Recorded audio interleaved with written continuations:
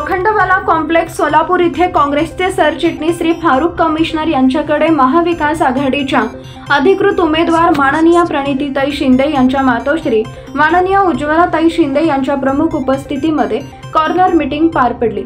यावेळेला सोलापूर राष्ट्रवादी शरद पवार गटाच्या महाराष्ट्र प्रदेशच्या उपाध्यक्ष नलिनीताई चंदेले यांनी तेथील महिला वर्गांना काँग्रेसलाच निवडून देण्याचे आवाहन केले। प्रदेशच्या संघटक सचिव नसीमाताई शेतसंधी यांनी भाषणात संविधान वाचवायचे असेल तर काँग्रेसलाच निवडून देणे असं आवाहन केले।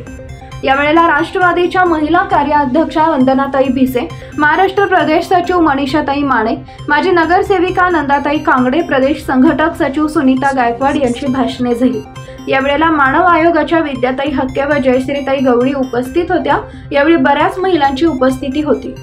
तर ते ताई येतात म्हणून ताई 5 मिनिट आपल्याला सांगायला पाहिजे गॅरंटीची। आपली गॅरंटी काँग्रेसची आहे आणि जे खरं बोलतात आपले देशाचे प्रधानमंत्री राजीव गांधीजी झाले, इंदिरा गांधीजी, मनमोहन सिंगजी झाले। आपल्या या देशामध्ये आपण सर्व जाती धर्माचे लोक एकत्रित राहिलो, आनंदित राहिलो, कधीही आपल्याला त्रास झाला नाही, लोकशाही पद्धतीने राहिलो। आता नोटाबंदी केली होती, उद्योग बंद केले, आपण लाईनीत थांबलो, आपलेच पैसे काढायला आपल्याला किती त्रास झाला। सगळे कामं सोडून आपल्याला बँकेत थांबावं लागत होतं। नोटाबंदीमुळे, जीएसटीमुळे सगळे उद्योग बंद झाले, अनेक बेकार लोक झाले। महाराष्ट्रामध्ये अनेक उद्योग होते आलेले, वेदांता, एअरबस, फॅक्सकॉन, हे सगळे उद्योग गुजरातला घेऊन गेले। आपले महाराष्ट्राचे मुख्यमंत्री कोण आहे? एकनाथ शिंदे। त्यांना असं वाटलं नाही का आपल्या महाराष्ट्राचं राहायला पाहिजे, पण त्यांनी गुजरातला पाठवलं। अरे माझा मुलगा, ह्यांचे मुलं, आपले मुलं शिकलेली आहे, पण त्यांना नोकऱ्या नाही, आपल्या तोंडाचा घास त्यांनी गुजरातला घेऊन गेले। आपल्याला हे अन्याय सहन होणार आहे का?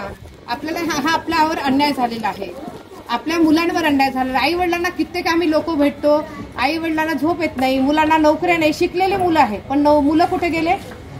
कुठं जातात? नोकरीच नाही आपल्या महाराष्ट्रामध्ये।